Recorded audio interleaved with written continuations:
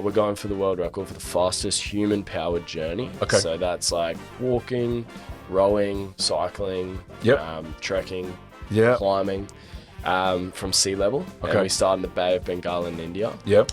And then to the summit of Everest.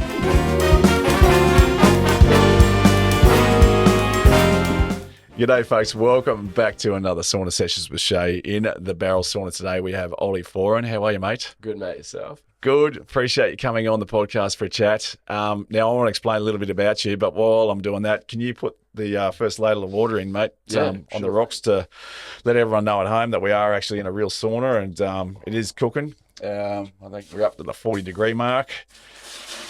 So the reason I've got Ollie on for the podcast today is Ollie's on a quest to do a world record attempt from sea level, riding a bike to through India, then trekking to base camp and then climbing Mount Everest, all in 60 days or under. Is that correct, mate? Have I got all that information? Yeah. Yep. So what we're trying to do is we're basically going from sea level to the summit of Everest. And we want to do it, in the fastest time possible. Mm-hmm. So the current record is 67 days. Yep. Okay. And we want to beat that.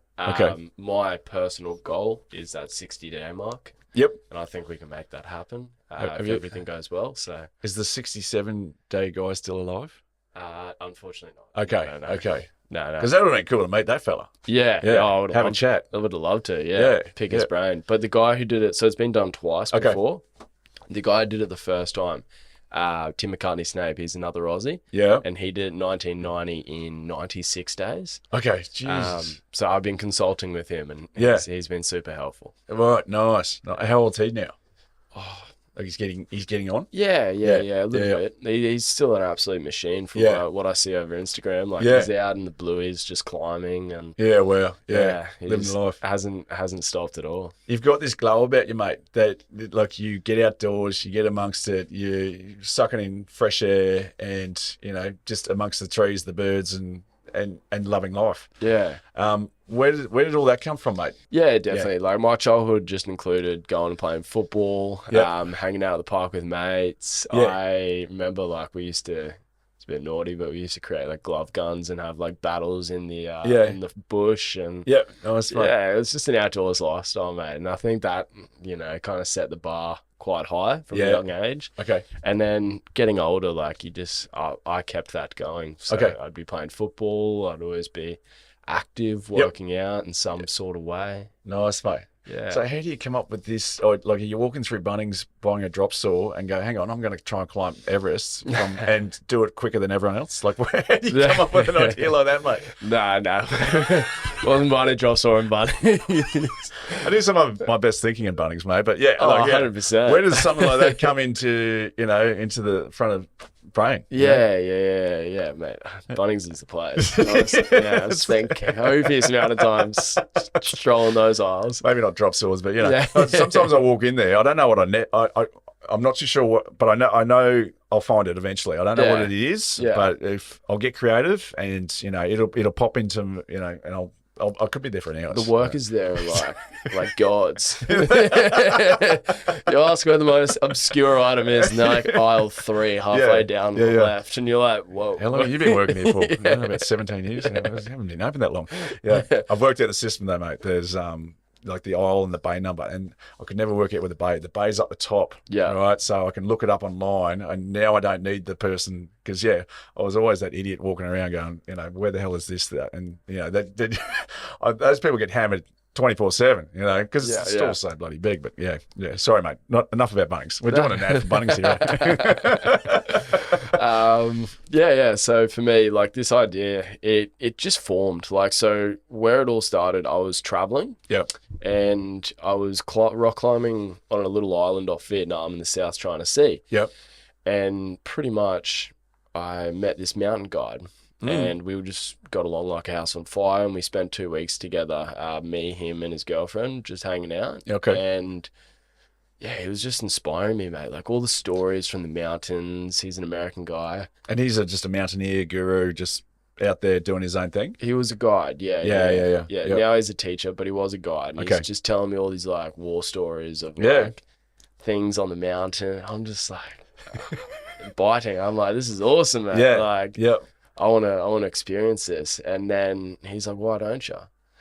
And then I was like, yeah, okay. He popped the question to you. Yeah. So then I was traveling. So then Yep. what I did is I booked a flight to Nepal, and did an Everest base camp trek. And I decided I wanted to climb Island Peak, which is about 6,189 meter mountain there. Wow. Yeah. Wow. Okay, so that's not a walk in the park. No. That's a decent climb still. Yeah. And like we got there, set into the Khumbu, which is the region there, and yeah, I just fell in love, mate. Like nice. I was just looking around me, and I felt really small. And yeah. You kind of realize how significant these peaks are, and how insignificant sometimes your own issues are. Oh, mate, it puts it all into perspective, doesn't it? Massively. So I'm just walking through, and it was just this incredible experience. And then it was a struggle though. Like it was very tough. But yeah, ended up getting to Everest base camp. Had a few issues at base camp. Just getting to base camp's a thing in itself, isn't it? Like massive. A lot of people don't make it to base camp. Yeah, like it's and a few people die. Like it's there's a high rate of deaths, isn't there? Just getting to base camp. Acclimatizing. Yeah, it's your acclimatization, and like it got me the first time, 100%. Like I went up too quick. Didn't really take my time. Didn't hydrate properly. And at base camp, I was, So are you nauseous? Like what? How does I got real dizzy. Dizzy. And like you just get this headache in the back of your head. Yeah. So I ended up actually. Funny, first time at altitude, I ended up getting taken back down by a horse. So, I was, it was funny. It's Were you just thrown over like the saddlebags? Felt like it. Just get this guy back down the bottom. Yeah. And then I got taken back down to it was like 4,400 meters. So Everest base camp, to everyone listening, is about 5,350 from memory. Okay. And then what's it to the top? 8,848. Okay. Yeah, so then I went back down to 4,400 where I was acclimatized to. Yeah, right. Spent a few days resting, and I went and climbed after that Island Peak. There you go. An incredible experience. So that was a massive learning curve, is don't take it too quick. Acclimatize, take your time. Just take it slow. Yeah. So even what you're just about to do, even though you want to get there as quickly as possible, you got to be patient. Yeah, and for this, I do have to push myself, but at the end of the day, half of it comes just through logistics. Yeah, okay. And just doing that well. Yep, and just sticking to the plan. Okay. But when you're actually acclimatizing, take it slow. Yeah, Stay hydrated. Yep. Like there's some very key, simple steps to success up there. Yeah. Now you got, like you see, before you're working with nutritionists, you've got a team behind you to help you through this, understanding exactly what and the amount of hydration you need. Like these are all stuff that you need to work out beforehand. You just can't go and willy-nilly this stuff, can you? No, which is all part of the plan, right? Yeah. So to say that, like, to get to this point, like I leave in 4 weeks, like this takes a village. Yeah. It has taken so many people. Like we've got people helping me from the partnership side of things and the logistical side of things, and we've got a nutritionist. Breathwork trainers, physios. Like it's an absolute army, which is cool. You were saying to me before that you actually feel like you've done the work and now you're going to taper, because you're leaving in 4 weeks. Yeah. This podcast is coming out tomorrow. We're getting it out there because we want people to know what you're up to really quickly. But you've done the work. You can only do so much work. You don't want to overtrain for something like this. Well, so I won't taper just yet. I'll probably taper in about a fortnight. And I still got quite a bit to do. But that taper, I want to go in mentally fresh. Yeah. And I guess I should mention what it is exactly. So we're going for the world record for the fastest human-powered journey. Okay. So that's like walking, rowing, cycling, trekking, climbing from sea level. Okay. And we start in the Bay of Bengal in India. And then to the summit of Everest. So what we're going to do is we're going to ride from the Bay of Bengal 1,150 kilometers up until the foothills of the Himalaya. A little town called Bang. Okay. And I say that the Australian way. I'm pretty sure that's not how it's. Yeah. As I don't know if that's how it's pronounced. Sounds about right to me. Yeah. That's how all Aussies would say it. Yeah. And then nasally, bung. Yeah. And then once we get to Bung, we're actually taking a bit of a different route. Into Everest Base Camp. It's not the traditional way; it's the back way, is it? Yeah. Going to the back door. We're going into the back door. So we're going to be going through Makalu National Park. Okay. Which is quite remote. It's not as developed. Yeah. So I'm really excited for that. That'll be beautiful. But we're going to trek about 150 kilometers. Okay. Halfway on that, we're going to climb a 6,500 meter peak called Mera Peak to acclimatise. Jeez, what, just for shits and giggles? Just to... Yeah. I'm 37 days up. I got time. Yeah. I've got plenty of time. Well, the idea behind Mera is it saves us more time on Everest. Okay. So because Everest has something called the Icefall. Yeah. And it's quite dangerous getting that seems like that's one of the most dangerous parts of Everest. Yeah. So you hear everything cracking and, We just want to limit the amount of time in there. Yeah, for sure. Yeah. For sure. Because isn't, like, from base camp, that's just up there. It's not far, isn't it? Like where the ice is? Yeah. It's basically like on the edge of the glacier. Base camp. So it's not far at all. Yeah. And it's just this moving like waterfall of ice. Yeah. And like sometimes like house-sized chunks can just go. Yeah, wow. Okay. And you don't want to be anywhere near that when that happens. Yeah. So our plan is to acclimatise elsewhere. Yep. And then what we'll do is we'll get to base camp. We'll kind of settle. Yep. We'll go do a rotation. Mm-hmm. Up to about 7,000 meters. What does rotation mean? So you go up, come back? Yeah. Okay. So we go up from base camp, camp 1, camp 2, touch camp 3. Yeah. Come back down to base camp. Okay. Rest, and then wait, and then we go for the summit. Okay. Wow. Yep. Wow. So how long, once you've done all that, to go from base camp to summit? Oh, just depends, really. Okay. Yeah. Okay. All right. Yeah, like probably...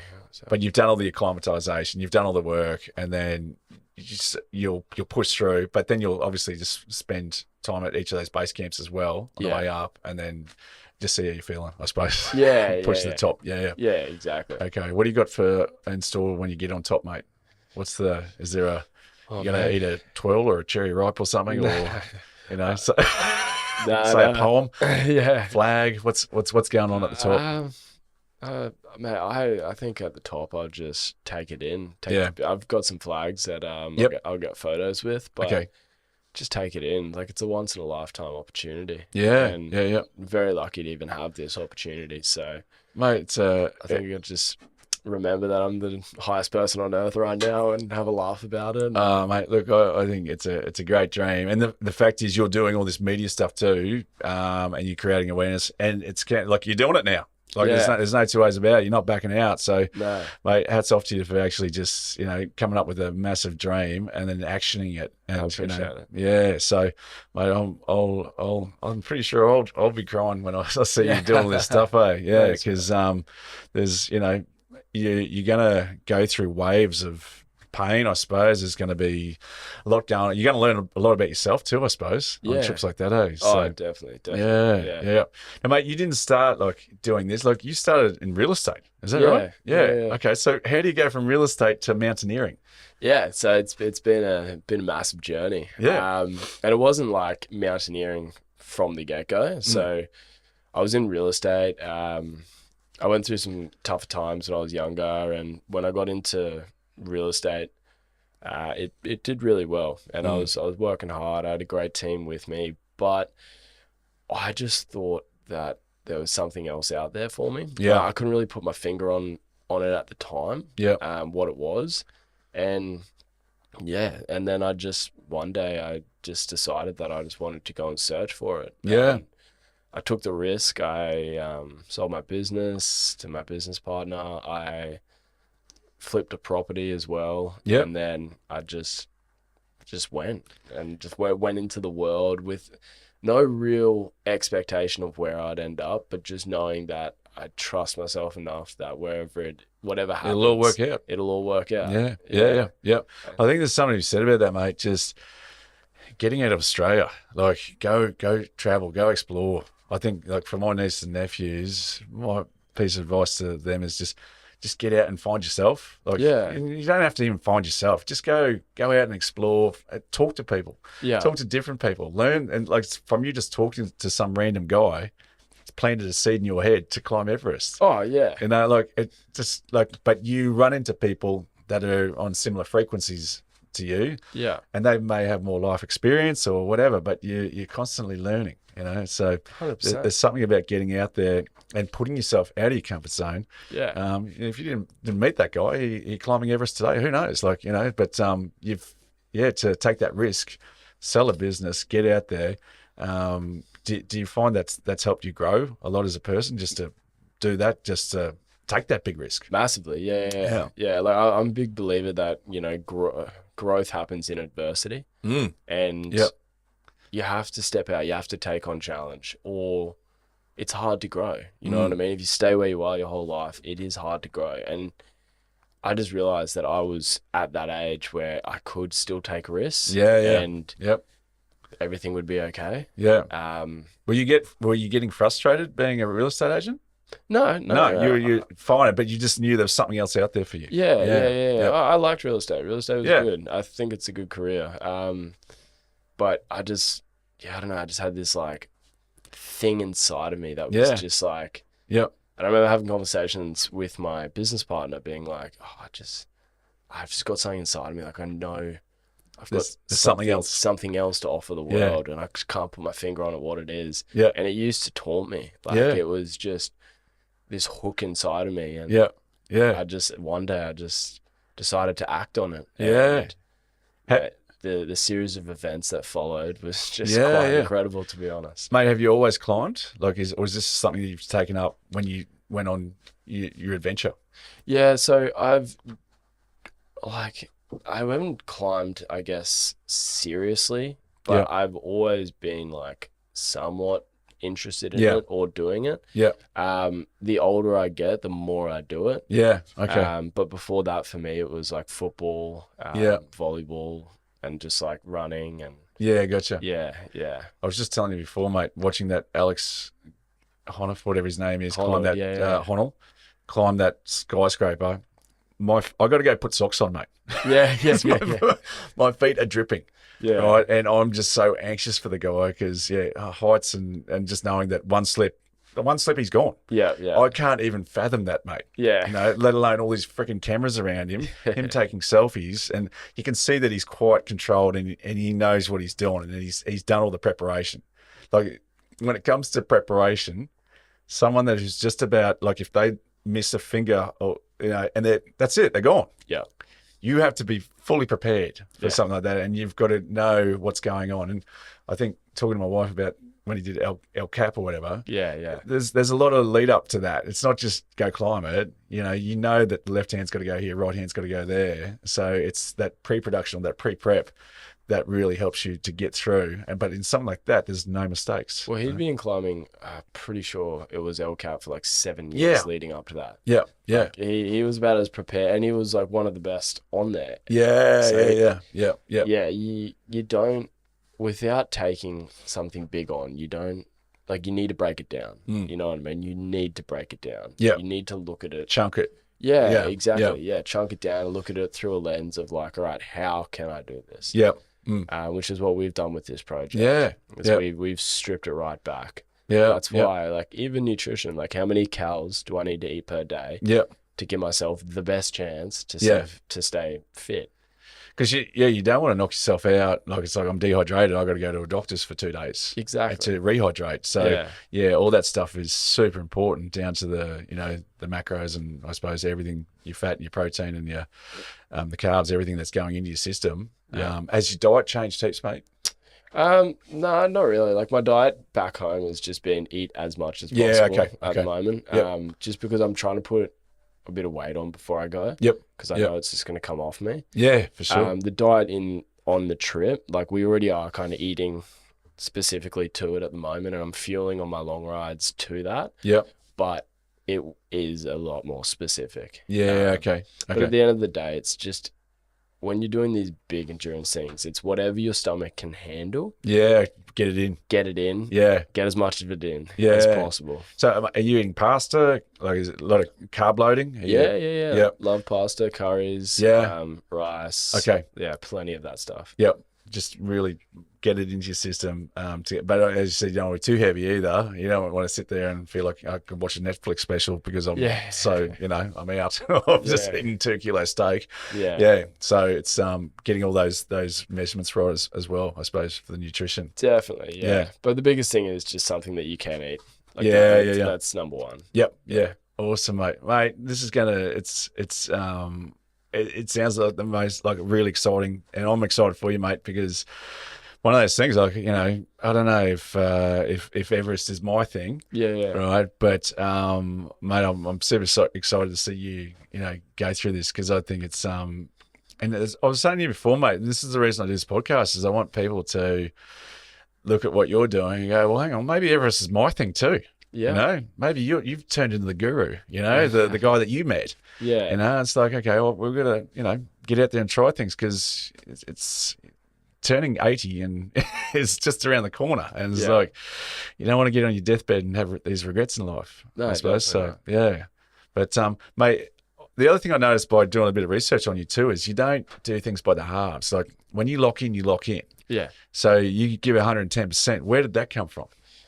Yeah, I'd probably just say having that sporting background. Okay. I think it just builds discipline and consistency quite early on. Yep. My mum and dad were like really good when I was growing up with just kind of getting me into situations where I could push myself. Yeah, okay. Like take me to sport all the time, and I think you just learn through those knocks as well. Oh, for sure. The failures. Yep. Yeah, definitely. And my biggest thing I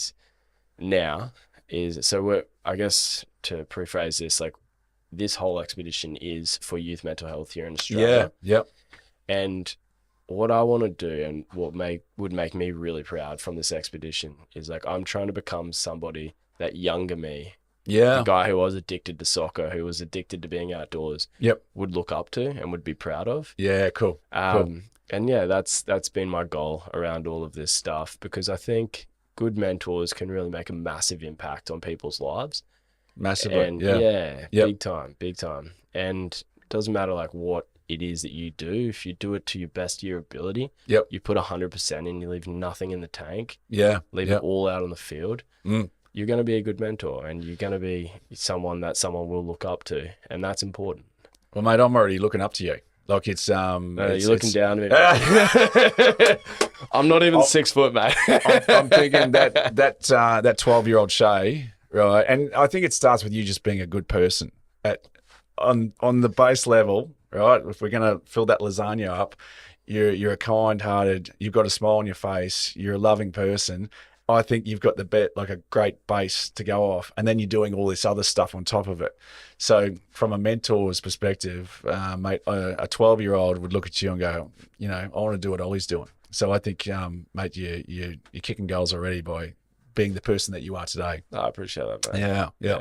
But mate, so let's just talk a little bit more about, so it's also, you're raising funds for, so is it mental... So you're a mental health advocate, but you're setting up gyms as well. Yeah, so we're raising money along with my charity partners, U-Turn. Yep. So together we're raising money to build youth mental health gyms. The first one is going to be here in Southeast Queensland. Okay. And then the goal is to do that one well, do it right. Yep. Hopefully make it a good success in the area, impact some people's lives, and then we can roll it out from there. Well, mate, I'll be keen to come in for a bench press session, give it a crack, eh? Definitely. Yeah. And I think there's these gyms, like, so for me, for this expedition, like, I wanted to do this expedition, and I wanted to do it with a charity that I think we could tangibly see what the funds that we raise actually will impact and do. Yeah. And then I remember meeting with U-Turn, and they showed me this plan for the youth mental health gyms, and I was like, yep, that's perfect, because it's something I would have wanted when I was younger as well. Oh, for sure. Like, I went through some tough times. I lost my mum when I was 16, and it's hard to kind of recover from those things. So do you think, because that was, like, I noticed that you're doing it for this, for the U-Turn. and mental health advocate. But also a big part of this is, your mum. Yeah. And so you're doing it for your mum as well. Definitely. Definitely. And so you lost your mum at 16. Yeah. Did you think, did you have to put the big boy shoes on a lot sooner, do you think, when something like that happens? Yeah, well, without knowing it, I think at the time, it's just what you have to, it's just what happens. You know what I mean? You lose such a pivotal figure in your life, such a horrible way as well. And you just have to learn to look after yourself, and just, it goes from living to surviving at the end of the day. And how many siblings have you got? I had a little brother and a little sister. Okay, so you're kind of, in some ways, looking after them as well when something like this happens. Yeah. Yeah. We all looked after each other, but I was the oldest. Your older brother. Yeah. And I was obviously quite protective of them, and yeah, man, it was a tough time. It was a tough time. Understandable, mate. It sounds like you've got, you're doing all these things for the right reason, and mate, I'm a little bit jealous. I'd like to join you for a leg, Yeah. When did Shea decide to come to India and just do 10Ks? Yeah. Are you going to have people join you along the way? Or is it you got to just focus and get it done? We've got our team. Yeah. Okay. Yeah. It's I think for future expeditions, for me, would love to bring everyone. Yep. But I just have to be so focused on this. Yeah. And we've been really trying to restrict the outside noise. Yeah, understandable. You'll probably notice, and then lead up to this, I'll probably slow down on the media stuff for the last few weeks. And we're just wanting to really just make sure that we give this everything. Because, there's a bigger picture at play here. Through the success of this, we can really impact a lot of people here back home in Australia. Yeah, for sure. And so it's become my only kind of focus. Yeah. So as you said, you want to be mentally strong leading into it. Do you just make sure your sleep's in check? Yeah. Are you watching Netflix? Are you just chilling to really just recharge? Yeah. Just chilling, friends and family as well. Just things that fill your cup. Yeah. Eating well. Yep. Just making the biggest thing, and I think this is pretty transferable to all industries as well, is just you have to have your shit sorted first. Yeah. So we're getting our shit sorted at the moment. Logistics are good to go.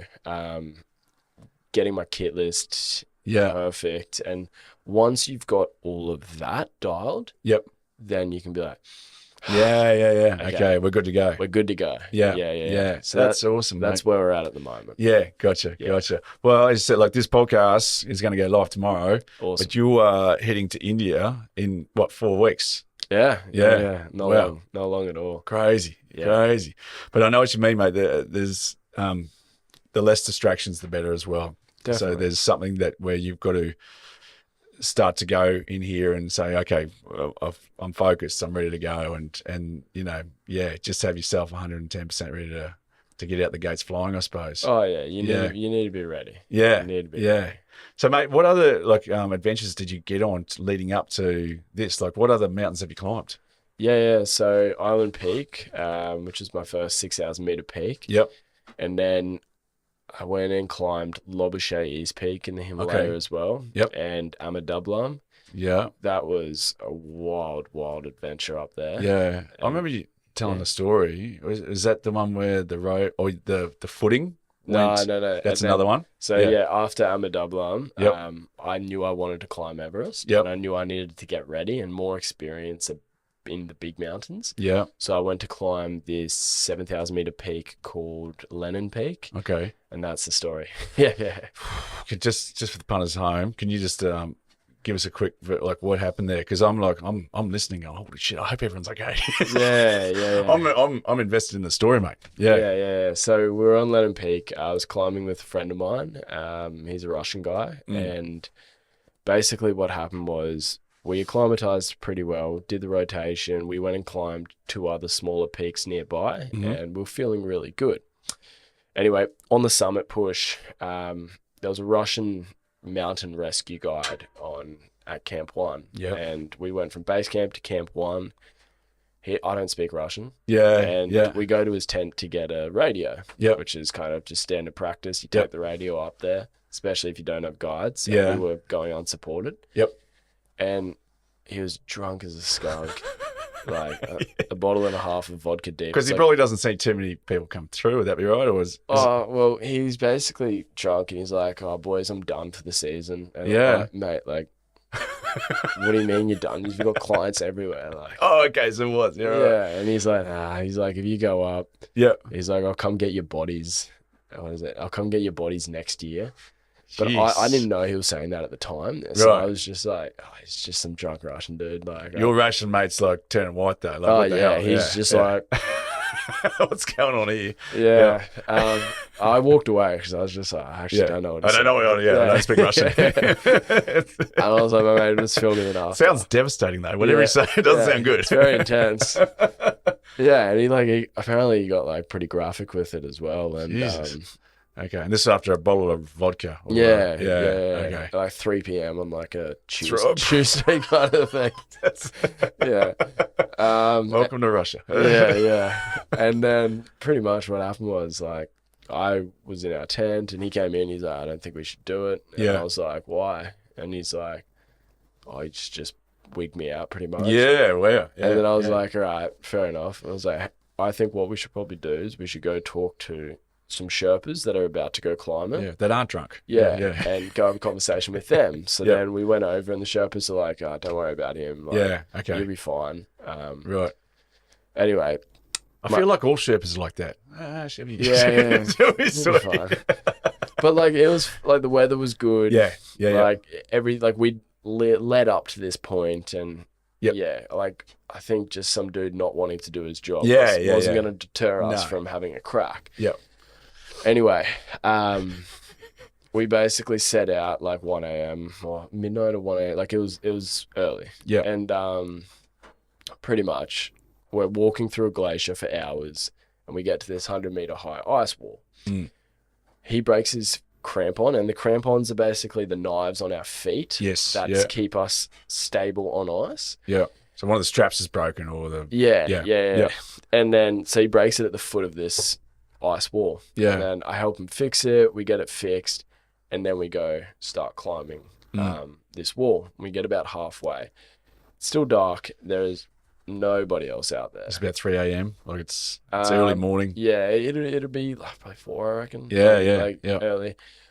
Just before sunrise. And he breaks it again halfway up. And I'm like, all right, what we should probably do, mate, because that's not good and we've still got a few days to go here.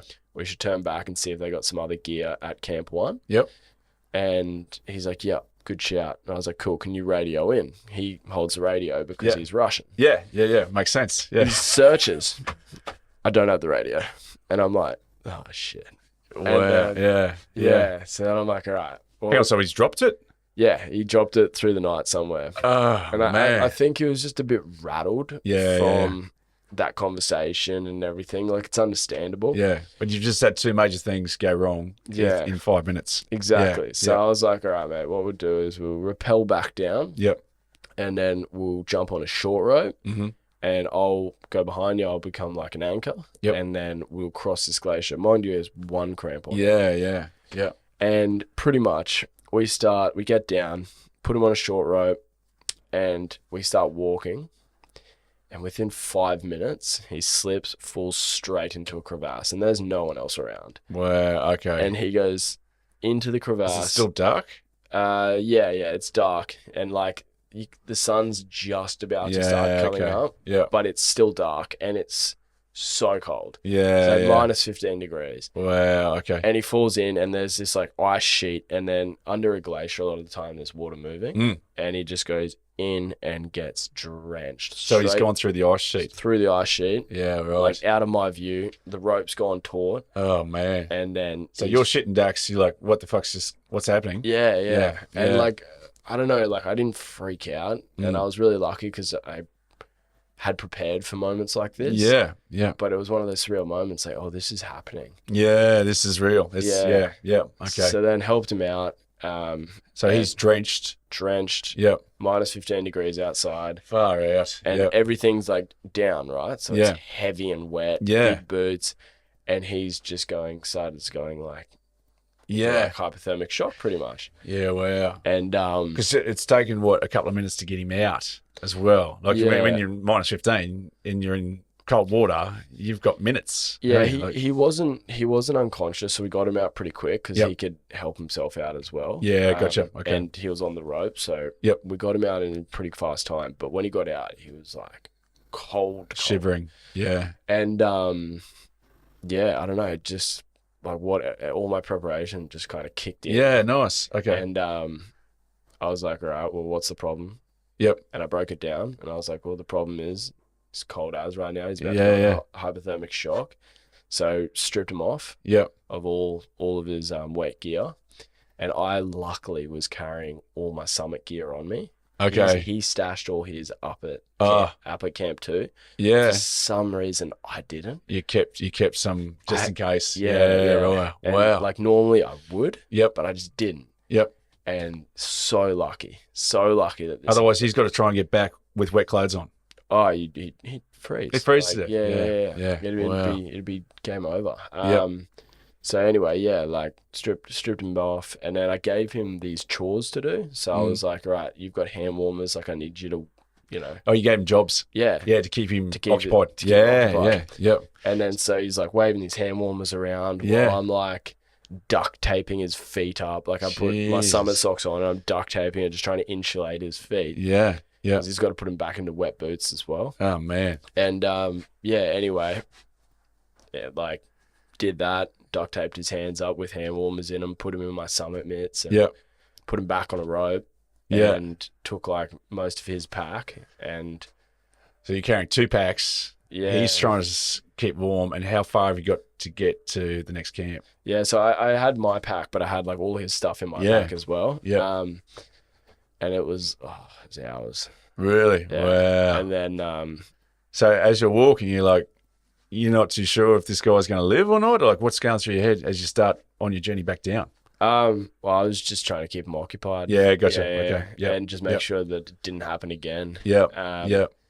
And keep moving. Keep moving. Yeah. And like we moved quickly, and then ended up luckily getting him back, and he took all the duct tape off, and he hadn't lost any fingers or toes. So that's okay. So it's very lucky. Yeah. Like wow. I was over the moon, and it was actually quite ironic because so that night I'm in the mess tent at Camp 1 with the doctor. Yeah. And like I took him to the doctor, and then he just got put in like a minus 40-degree sleeping bag, and then just like he was knocked out for the day. Yeah. And I'm eating with this doctor, and funny enough, this Russian guy comes around, and he's got like 3 fingers of just frostbite. Yeah. And his fingers like dead. And I'm like, geez, that could have been my mate. Like, that is so lucky we reacted quickly in that situation. Yeah. And like saved his fingers, his toes. It was Yeah. You find out a lot about yourself in those moments too. Like, I think you find out pretty quickly if you're an hysterical person or you're a calm person. And you're just like, okay, methodically, let's just think this through. You sound like the calm person. It's like, okay, what do we need to do to get this guy back? Yeah. And not have him lose his fingers and toes. Yeah. That's the end goal. Yeah. And it changes like from, okay, we're going on a nice little hike to, okay, this is kind of a rescue mission in a way, I suppose, to get him back. Definitely. And like it's just overcoming challenge. And like it's 3 simple steps. It's like first, assess what's going on. Yeah. What can I control? Yeah. And then act on that. Yeah. And you just really have to strip it right back. Yeah. And then if there's no necessity, or if it's just noise, cut it out and just focus on like, all right, how can I actually save this person's life? Yeah. And like, sure. One lesson, for example, is like I always will carry duct tape on me. Okay, there you go. What I mean? Like, that came in handy. Yeah. 100%. Yeah. So, mate, I don't know if Australians got this way. I think was it Carl Barron. Like, when it comes to crisis things, Australians are like, oh yeah, no worries, mate. We'll sort that out. Yeah. Australians got that kind of way about them. I think it was an airplane. It's like one of the engines went down. I was like, oh, that can't be good. Yeah. But they're keeping calm through the whole thing. Yeah. And it's kind of the Aussie way. It's like we don't generally get over, we don't get hysterical about it and start freaking out. Well, there's no, like, it doesn't help the situation. Anyone, yeah. And it's just like, yeah, why are you doing that? Let's get it done. Let's just, whatever needs to happen, let's make it happen and save this guy's life. Yeah. Exactly. Yeah. That's a cool story, mate, eh? But wow. Obviously from all these experiences, that's got you ready to do what you're doing in 4 weeks from now. Definitely. And I think for me, like, I learned more when shit went wrong. Yeah. Rather than when things went right. Yeah. Yep. I think it's the only way, mate. Yeah. I've had it happen to me, and it's Murphy's Law. Anything that can go wrong did go wrong. Yeah. On a few things that I've done, but I survived. Yeah. And I learnt so much. Yeah. And I think that's the baseline. So in some ways, if you can have a day where everything goes wrong, you learn a shitload. Yeah. But it's also just, don't make that happen. Like, don't make that same mistake twice. So I think you got to learn from it as well. 100%. Yeah. Mate, how did you find all the Ollie? I put Ollie through the deluxe package today, so he's done the 3 rounds of breath work, 2 minutes in the ice bath. How did you find all that, mate? Yeah, it was good. It's good, man. My toes nearly. I'm happy they're still here. We almost said another story. Yeah. So you really feel it in your toes when you do the cold water plunges. Yeah. At the moment, not always, but yeah. I think I've been out of practice for a while, and I'm like, oh yeah, I forgot about that. Yeah, no, mate. Within 30 seconds, you had it under control, and you're doing really well. So overcoming adversity. Yeah, knocked it out of the park. But no, it was good, mate. I feel refreshed. I got awesome. Big day, and I feel ready to go. Well, mate, I hope I've charged you up, ready to start the day, because that's a big part of the podcast as well, as we want to create an experience where you leave feeling with a smile on your face and charged up, ready to start the day. So awesome, mate. I can't thank you enough for your time to come up here and share your story. I'm 110% behind you, mate. I love the person that you are, and love what you're going to accomplish in a few weeks from now. Thanks, mate. And so if people want to get behind you, where do they go? Yeah, if you want to get behind me, well, first of all, if you want to support our project, and support, you can donate. The money goes towards the gyms, or you can share the project. Go to climbingforyoungminds.com.au. Okay. Every dollar counts. It all makes a massive difference. Yep. And then if you want to follow along, there's going to be a live tracking link on there. All right, I'm jumping on that. Yeah. So on the live streaming. Yeah. So you'll know exactly where I'm at what point in the journey. And then it's called 060, so I'll post some updates on that as well. What's the streaming through? Like Facebook or? No, it's streaming. It's streaming on the website. Wow. Okay, cool. That's awesome. So anyone, climbingforyoungminds.com.au, you can literally just watch me. Start heading into the Himalaya. Yeah. I'm sure you're going to get some addicted people, mate. I don't know if you've seen, there's the Garn that goes, the train ride, and it's like a long form. They just show the train going, and people get addicted to just sitting there and watching the train go for hours. So I think there's going to be people jumping on checking out and just getting invested in what you're doing. Yeah. But it's like, they'll be feeding themselves from a tube just to watch you climb to base camp, And then the other way is my Instagram. So Oliver Foran. Yep. That'll have everything. We're posting daily content. All right, cool. All the highs, all the lows. It's going to be raw, it'll be real. And also our goal for this is to bring people on this journey with us. Because it's very rare. This has only been done by 2 people. You know what I mean? And neither of them rode the bike from sea level. Okay, so what were they walked? One walked, one rode up the Ganges. Okay. So this is the first it's been done like this. Yeah. And it's an incredible experience. So we want to bring as many people as possible. We've got one of the best cameramen in the world coming with us. So he's a guy from London. He's shot massive projects through Africa. Docos. Yeah. Okay. So we want to make sure that everybody gets as good of experience through this as possible. Well, mate, I didn't know about the website and the live stream, so I'll definitely be jumping on to check out how you're going. Thanks, mate. Over those days. And mate, as I said, look, sorry, is there anywhere else that people need to go check out? Can they donate? Yeah. Donate on that website. climbingforyoungminds.com.au. Okay, cool. Check out the Instagram. So Ollie Foran, is that the handle? Oliver Foran? Oliver Foran, yeah. Okay. All right, guys. Check that out. Yeah, mate. 110% behind you, and thanks for coming on to the podcast. Really appreciate it, mate. And we'll catch up after you've hit the peak of Everest. Thanks for having me, mate. You're a legend, mate. Thank you. Cheers, guys. All right, gang. Don't forget to like and subscribe. Follow Ollie on the website and Instagram, and he'll be live streaming in 4 weeks from now. So thanks, gang. We'll see you for another Sauna Sesh very soon.